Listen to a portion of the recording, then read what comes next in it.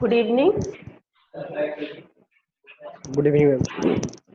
हाँ, मैंने last class में मैं आपको क्या पढ़ा रही थी? इलेक्ट्रिसिटी पढ़ा रही थी, ठीक है। Yes ma'am. लास्ट क्लास में मैंने आपको सबसे पहले मैंने बताया था कि इलेक्ट्रिसिटी की दो ब्रांचेस होती हैं। When charge is in rest then it is called static electricity, when charge is in motion then it is called current electricity. इस चैप्टर में हमें करंट इलेक्ट्रिसिटी पढ़ना है। करंट इलेक्ट्रिसिटी में आपको कंडक्टर चाहिए होता है, क्योंकि करंट जो है कंडक्टर में ही फ्लो कर सकती है। ओके, तो ये सारी बातें। इसके बाद करंट फ्लो करने के लिए सबसे स्टार्टिंग हमें क्या चाहिए? चार्ज। बिना चार्ज के कुछ भी नहीं होगा। तो चार्ज क्या होता है?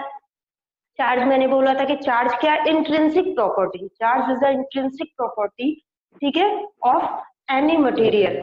ठीक है, किसी भी मटेरियल या किसी भी कंडक्टर की चार्ज क्या होता है? इंट्रिंसिक प्रॉपर्टी होती है, ठीक है। जिससे क्या होता है कि जिसके जो जो भी चार्ज हम रख देते हैं उसके वो एक एरिया डेवलप कर लेता है। उस एरिया में अगर कोई दूसरा चार्ज आता है तो क्या होता है कि वो उस पर फोर्स अप्लाई करने लगता है, ठीक है। वो उस पर फोर्स अप्लाई करने लगता है, तो इससे क्या होता है कि चार्ज से एक जो अपने चारों तरफ उसने एरिया कवर किया है, उसमें कोई दूसरा चार्ज आने पर जब वो उस पर फोर्स अप्लाई करता है तो उससे क्या होता है कि या तो वो फोर्स कैसा अप्लाई हो सकता है, या तो अट्रैक्शन फोर्स होगा या फिर रिपल्शन फोर्स होगा। अगर सेम चार्जेस होंगे तो रिपेल करेंगे, अगर अपोजिट चार्जेस होंगे तो वो अट्रैक्ट करेंगे। चार्जेस दो टाइप्स के होते हैं, पॉजिटिव चार्ज और नेगेटिव चार्ज। ये सारी बातें मैंने कर ली थी। स्मॉलेस्ट पॉसिबल चार्ज मैंने बताया था, इलेक्ट्रॉन का चार्ज जो होता है वो स्मॉलेस्ट पॉसिबल चार्ज होता है, ठीक है। कितनी वैल्यू होती है?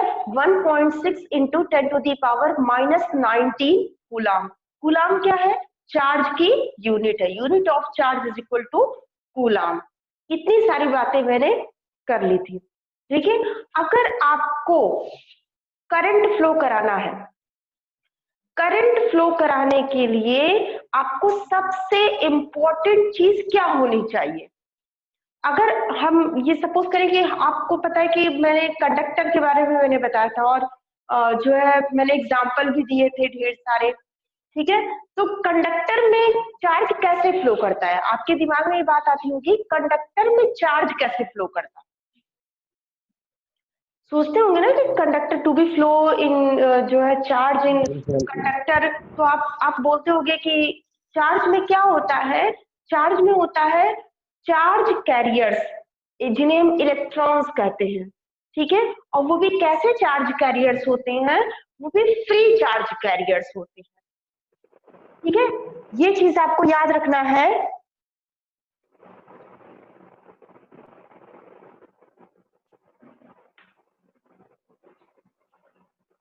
To be flow the current in conductor,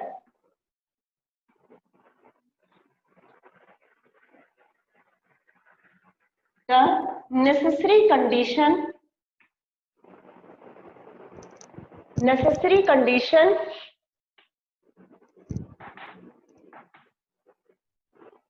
is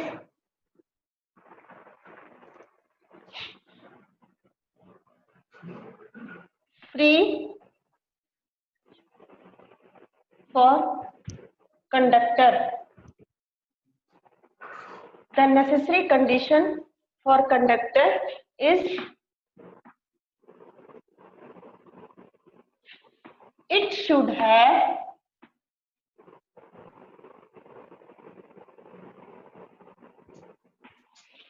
free movable charge carrier.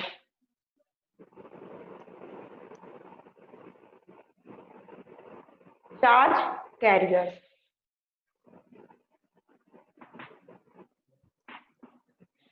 ठीक है। किसी भी कंडक्टर में करंट, ठीक है, करंट लेने के लिए, करंट फ्लो कराने के लिए क्या चाहिए होता है हमें?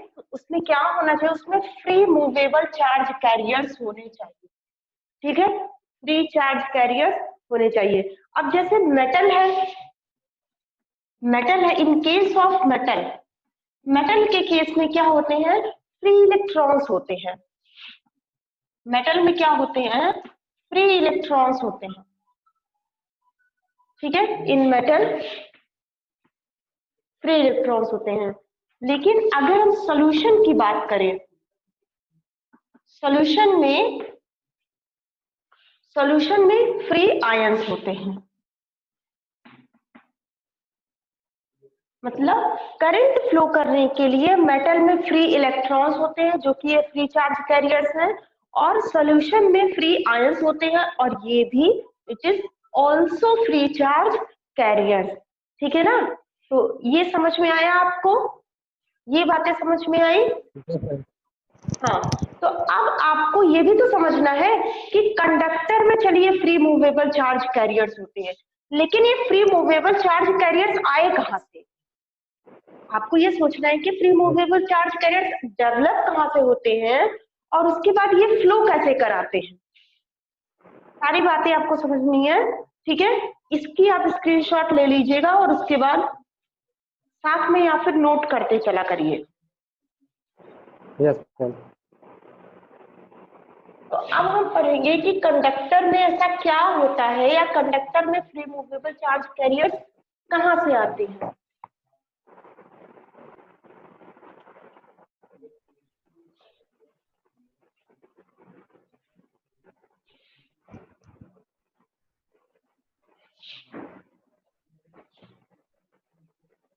Why? Conductors are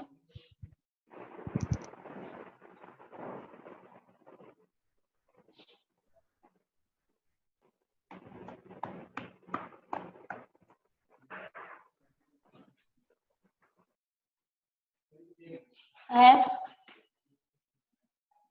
free charge carriers।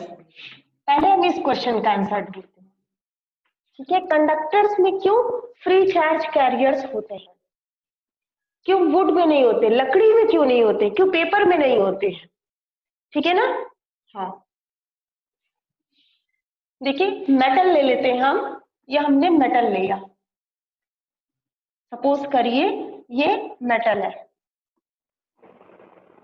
Metal की कोई रॉड है। ठीक है, और ये नॉन मेटल की कोई रॉड है, नॉन मेटल की।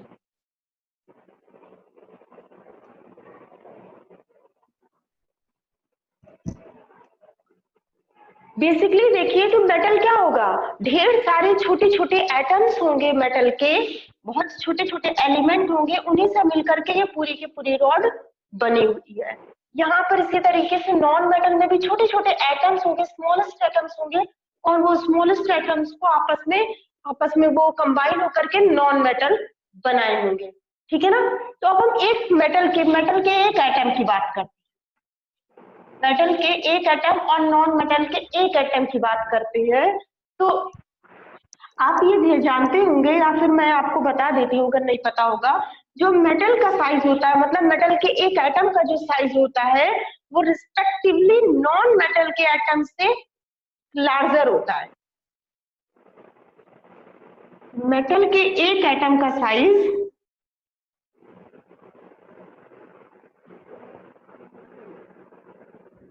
ये मेटल का एक एटम बना रही हूँ।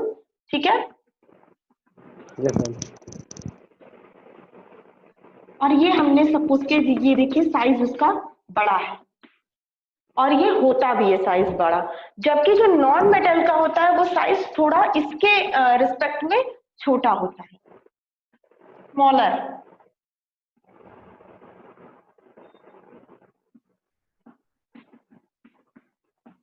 और ये क्यों होता है या ये सारी चीजें आप केमिस्ट्री में पढ़ेंगे पीरियोडिक टेबल में। केमिस्ट्री में पीरियोडिक टेबल में आप पढ़ेंगे कि जैसे जैसे आप मेटल से नॉन मेटल की तरफ जाते हैं तो साइज क्या होता है, वो डिक्रीज होता जाता है। ठीक है, तो मेटल का साइज बड़ा होगा in respect to non metal. यहाँ पर क्या होगा, ये देखिए ये सारे के ऑर्बिट्स मैंने बना दिया है, ये न्यूक्लियस है, न्यूक्लियस में पॉजिटिव चार्ज होते हैं, और ये सारे न्यूक्लियस के बाहर जो मैंने बनाया है ये ऑर्बिट्स हैं जिसमें इलेक्ट्रॉन्स क्या होते हैं, रिवॉल्व करते हैं, चक्कर लगाते रहते हैं। ठीक है, तो ये देखिए मैंने इलेक्ट्रॉन्स भी बना दिए, बड़ी ऑर्बिट है, बड़ा साइज है, तो फिर इलेक्ट्रॉन्स भी ज्यादा होंगे, तो ये हम ज्यादा इलेक्ट्रॉन्स भी बना दे रहे हैं। ओके, यहाँ पर छोटा साइज है तो फिर हम इलेक्ट्रॉन्स भी कम डाल रहे हैं।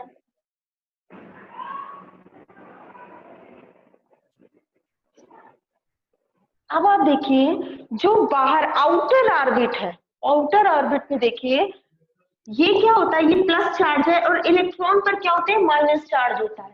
ठीक है, तो क्या होता है, प्लस चार्ज माइनस चार्ज को होल्ड करे रखता है, पकड़े रखता है। ठीक है, लेकिन ये ऑर्बिट और बाहर की ऑर्बिट इससे काफी दूर है। डिस्टेंस, डिस्टेंस देखिए, डिस्टेंस इतनी है, डिस्टेंस ज्यादा है इन रिस्पेक्ट टू इसके डिस्टेंस और इसके डिस्टेंस में देखिए डिफरेंस, देखिए डिफरेंस क्या है, इसकी डिस्टेंस आउटर ऑर्बिट से, आउटर ऑर्बिट के लिए ज्यादा है, और आउटर ऑर्बिट में है इलेक्ट्रॉन्स। इलेक्ट्रॉन्स क्या होगा, ये उतनी अच्छी पकड़ नहीं बना पाएगा, इतना अच्छा होल्ड नहीं कर पाएगा जितना अच्छा होल्ड ये करेगा इलेक्ट्रॉन्स को। इसलिए जो इसके इलेक्ट्रॉन्स होते हैं वो थोड़ी सी ही एनर्जी अगर पा गए या फिर कहीं से भी थोड़ा सा भी हीट या फिर टेम्परेचर पा गए तो वो क्या होते हैं, वो निकल जाते हैं, ये इलेक्ट्रॉन्स निकल जाते हैं, और ये इलेक्ट्रॉन्स निकल करके किसी दूसरे एलिमेंट्स के पास या फिर किसी दूसरे कंपाउंड में चले जाते हैं। ठीक है, जबकि इन्हें ये अच्छे तरीके से होल्ड करे रखता है, तो फिर इनके लिए इतना आसान नहीं होता है इनके रिस्पेक्ट में निकलना। ठीक है, तो इसीलिए इसमें क्या होते हैं, ये फ्री इलेक्ट्रॉन्स डेवलप हो जाते हैं, ये फ्री इलेक्ट्रॉन्स डेवलप हो जाते हैं, और यही फ्री इलेक्ट्रॉन्स क्या होते हैं, फ्री चार्ज कैरियर्स होते हैं, और यही इलेक्ट्रॉन करंट फ्लो कराते हैं। मतलब करंट का जो कॉज होता है, जो मेन कारण होता है, वो क्या होता है, यही फ्री इलेक्ट्रॉन्स होता है जिन्हें न्यूक्लियस अच्छी तरीके से होल्ड नहीं कर पाता है, और ऐसा केवल मेटल में होता है, नॉन मेटल में नहीं हो पाता है। क्यों? Due to small size in respect to the metal. ठीक है ना, नॉन मेटल की साइज कम होती है, इसलिए ये उतनी अच्छी तरीके से होल्ड नहीं कर पाता। आपको रीजन पता चला, अगर आपसे क्वेश्चन पूछा गया why conductors have free charge carriers, क्यों कंडक्टर्स के पास फ्री चार्ज कैरियर्स होते हैं जो कि इंसुलेटर के पास नहीं होते हैं, तो आप बताएंगे कि conductors have larger size, conductors have larger size atoms, हाँ लार्जर साइज एटम्स। सो ठीक है, फ्री चार्ज कैरियर्स क्या होता है, आप इसको पूरा का पूरा फिगर बना के डिस्क्राइब करिएगा और नीचे उसका रीजन लिख दीजिएगा। यहाँ पर भी इस तरीके से रीजन लिख देंगे तो और ज्यादा क्लियरली समझ में आएगा। ठीक है, यस मैम। हाँ, तो ये आप बना लीजिएगा इसकी स्क्रीनशॉट और खुद से यहाँ पर आप खुद से इसका रीजन लिखिएगा। ठीक है ना, समझ में आ गया होगा तो आप रीजन लिख लेंगे, और जो नहीं लिख पाएगा वो भी मुझे बता देगा, मैं फिर से बता करके और फिर से लिख दूंगी, उसके लिए आप परेशान मत होइएगा, बस थोड़ी कोशिश आप करिए। देखिए आपके लेवल पर चार्ज की डेफिनेशन नहीं आती है, आपके लेवल पर चार्ज की डेफिनेशन नहीं आती है, आपके लेवल पे पोटेंशियल आएगा, ठीक है ना, पोटेंशियल से रिलेटेड करंट आएंगे, रेजिस्टेंस आएगा, ये सारी चीजें आती हैं। तो चार्ज को आपको समझना है, ना कि उसको रटना है, आपको रटना नहीं है, आपको उसको समझना है। ठीक है, अब देखिए फ्री कंडक्टर्स में आपने ये पढ़ लिया कि फ्री चार्ज कैरियर्स होते हैं, इसी तरीके से सॉल्यूशन में भी आप पढ़ लिया। मैं सॉल्यूशन का एक बार फिर से रिमाइंड करा देती हूँ। सॉल्यूशन में मैंने क्या बताया था, जिस तरीके से मेटल्स में उसी तरीके से मैं सॉल्यूशन में क्या बताया, सॉल्यूशन में क्या होता है, फ्री आयंस होते हैं।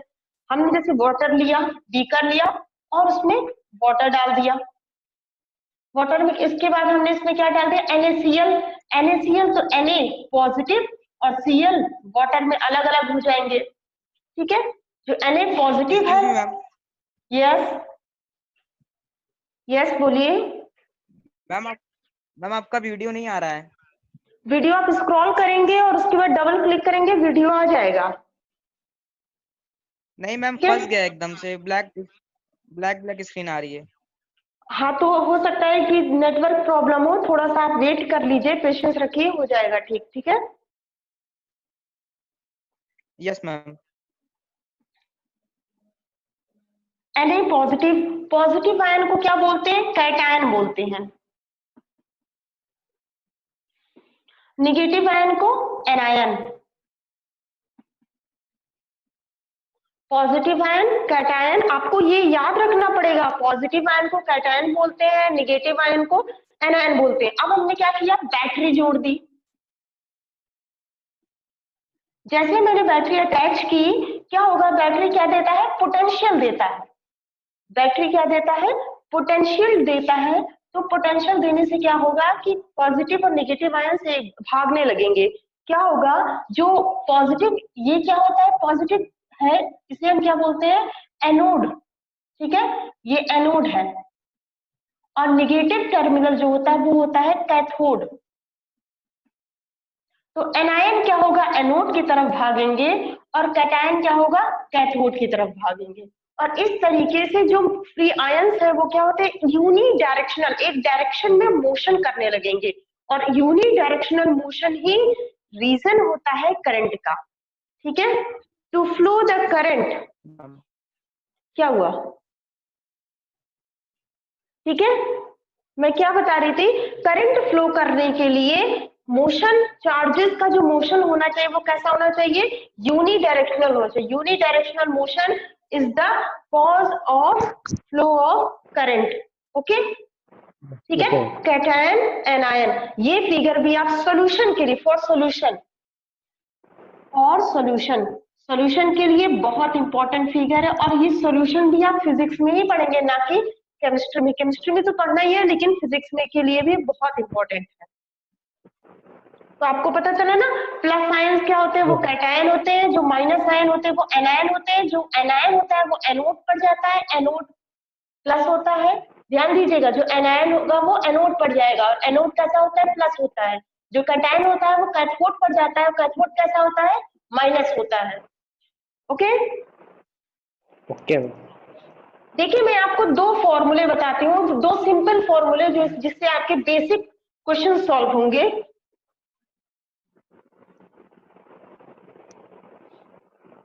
चार्ज से रिलेटेड फॉर्मूले। Q is equal to Ne when number of electrons is given. Number of electrons and E, charge on one electron. Charge on one electron. मतलब जब आपको क्वेश्चन में नंबर ऑफ इलेक्ट्रॉन्स दिए हो और वन इलेक्ट्रॉन पर charge दिया हो, charge on one electron, then value of Q, value of charge अगर आपसे पूछ ले तो आप इस फॉर्मूले से निकालेंगे। बस आपको ध्यान देना है कि नंबर ऑफ इलेक्ट्रॉन्स की बात करें, क्वेश्चन में नंबर ऑफ इलेक्ट्रॉन्स बात करें, आप तुरंत ये फॉर्मूला लगाएंगे। ठीक है, ये फॉर्मूला बहुत इंपॉर्टेंट है, बेसिक फॉर्मूला है, बट बहुत सारे अच्छे अच्छे क्वेश्चन इससे सॉल्व हो जाएंगे। एंड अदर फॉर्मूला क्या है? Q is equal to IT। I क्या है? करंट। जब आपको करंट दी हो क्वेश्चन में और टाइम दिया हो और आपको क्या निकालना हो? चार्ज निकालना हो, तब आप इस फॉर्मूले से, मतलब चार्ज के आपको दो फॉर्मूले मिल गए हैं। जब आपको नंबर ऑफ इलेक्ट्रॉन्स दिए हो तो Q is equal to Ne, and when number of when current and time is given, then value of charge is equal to Q upon IT से आप निकालेंगे। ठीक है? Yes ma'am.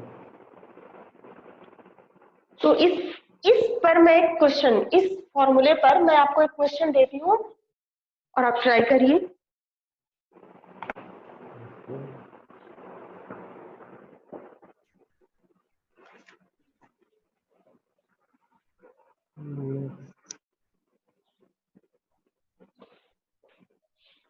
Find value of charge, value of, ऐसा करिए, one coulomb में, one coulomb का आप चार्ज पता कर, वन कूलम का नहीं, मतलब find value of one electron, one electron पर कितना चार्ज आएगा। ठीक है, सॉरी रुकिए, मैं क्वेश्चन ठीक से लिख देती हूँ।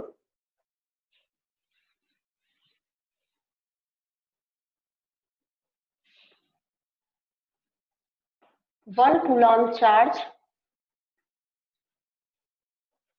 gains electrons. ठीक है, ये क्वेश्चन क्या कैसा है मैं आपको बताती हूँ, रुकिए। ये क्वेश्चन मैंने क्वेश्चन के तरीके से ना लिख करके मैंने थ्योरी के तरीके से लिखा है। क्यों आपको ये क्लियरली इसलिए मैंने लिखा क्योंकि थ्योरी है ना कि ये क्वेश्चन है, और ये आपके लिए बहुत इंपॉर्टेंट है क्योंकि ये ऑब्जेक्टिव पूछा गया है। वन कूलॉम चार्ज कितने इलेक्ट्रॉन्स गेन करता है, ठीक है, एक कूलॉम चार्ज में कितने इलेक्ट्रॉन्स आएंगे, आपको ये क्वेश्चन बताना है। ठीक है, how many numbers of electrons for one coulomb charge, question ऐसे भी पूछा जा सकता है, how many number of electrons for one coulomb charge, एक कूलॉम चार्ज में कितने नंबर ऑफ इलेक्ट्रॉन्स आएंगे, ऐसे भी पूछा जा सकता है। ठीक है ना, लेकिन आपको ये थ्योरी के तरीके से ही पढ़ना है। तो हमने क्या कहा कि यहाँ पे इलेक्ट्रॉन्स पूछ रहा है, नंबर ऑफ इलेक्ट्रॉन्स पूछ रहा है, एक कूलॉम चार्ज कितने इलेक्ट्रॉन्स गेन करेगा। ठीक है ना, तो यहाँ पे नंबर ऑफ इलेक्ट्रॉन्स पूछ रहा है, मतलब वैल्यू क्या पूछ रहा है, एन पूछ रहा है, एन पूछ रहा है। ठीक है, यहाँ पर मैं पूरा लिख देती हूँ, कंफ्यूजन ना हो। वन कूलॉम, ये देखिए, ठीक है, एन आपको वैल्यू एन की निकालनी है, और ई आपको खुद पता है 1.6 into 10 to the power -19 coulomb, और आपसे क्यू की भी वैल्यू आपको दी गई है 1 कूलॉम। क्यू की वैल्यू क्या दी गई है, आप लोग छोड़ देते हैं और आप लोग को 1 सब नहीं कूलॉम। रहता है, ऐसा नहीं कहेंगे। Q is equal to N से आप निकालिए। ठीक है, तो N इज इक्वल टू क्या हो जाएगा, Q अपॉन E, और यहां से Q की वैल्यू क्या 1 दी गई है, E की value 1.6 into 10 to the power -19, और जब आप इसको 6.25 into 10 to the power 18 electrons आता है। ठीक है, आप इसको जब डिवाइड करेंगे तो कितना आएगा, 6.25 into 10 to the power 18 electrons. ये वैल्यू आपके एग्जाम के लिए बहुत इंपॉर्टेंट है। ये वैल्यू इस तरीके से पूछता है कि वन कूलॉम चार्ज कितने इलेक्ट्रॉन से डेवलप होता है, वन कूलॉम चार्ज कितने इलेक्ट्रॉन से डेवलप होता है। One coulomb is equal to 6.25 into 10 to the power 18 electron से मिलकर के ये आपका फॉर्मूला बन गया, ना कि ये क्वेश्चन है बल्कि ये फॉर्मूला बन गया आपका। हमने किस तरीके से निकाला, Q is equal to NE से। ठीक है, one coulomb is equal to 6.25 into 10 to the power 18 electrons. ये समझ में आया आपको,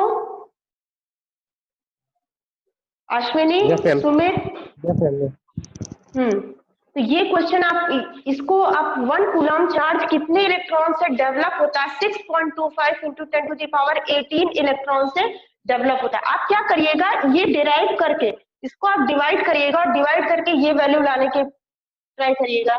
ठीक है ना, और अगर ये वैल्यू नहीं आएगी तब आप मुझे बताइएगा, मैं ये फिर से आपके सामने डिवाइड करके आपको दिखाऊंगी वैल्यू कैसे आती है। ठीक है, आपका मल्टीप्लीकेशन डिवीजन बहुत ही फास्ट होना चाहिए।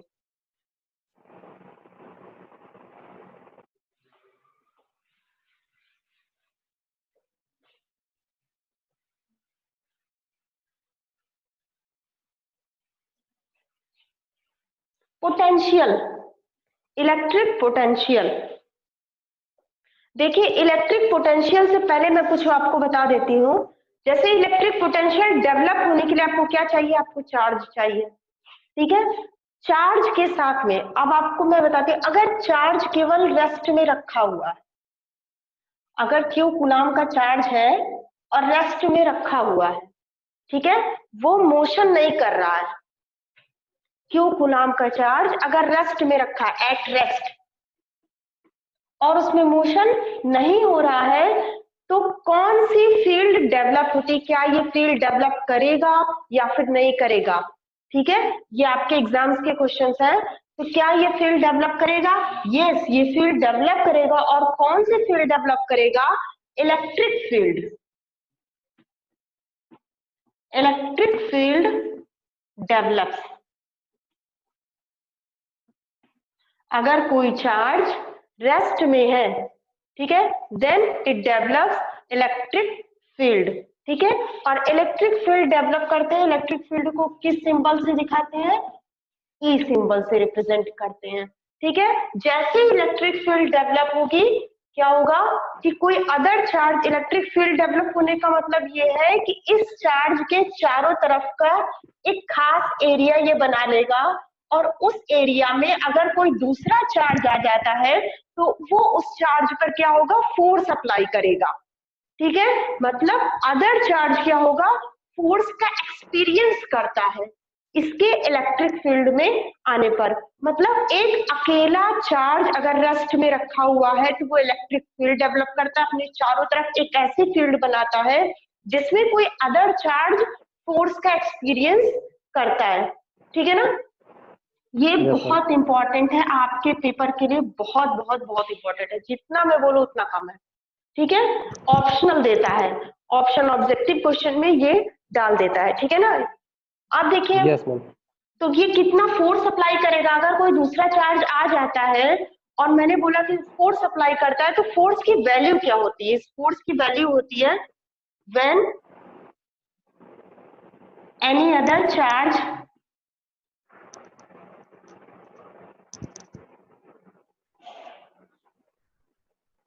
Carries in its electric field. इसके इलेक्ट्रिक फील्ड में जब हम लाते हैं, then it experiences force. It experiences force.